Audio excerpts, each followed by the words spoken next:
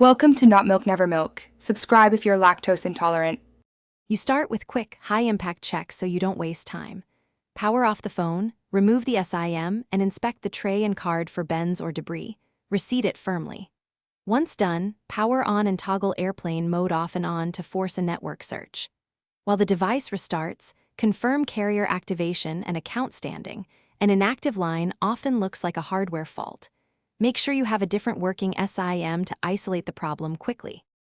Now you dive into software and network layers where hidden issues live. First, install any carrier setting updates and full OS updates. These fix handshake bugs. If the problem persists, reset network settings to clear corrupt profiles and DNS caches. This won't erase personal files. Once reset, test using a known good SIM from another carrier to determine whether it's a SIM, radio, or lock issue.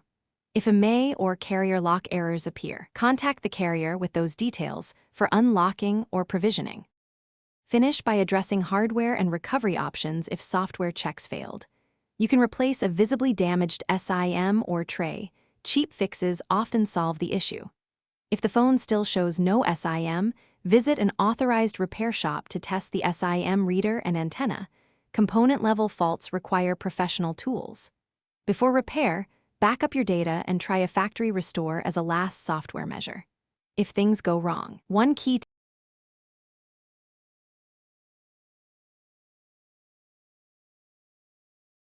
Thanks for watching. If this was helpful, leave a like and consider subscribing. See you next time.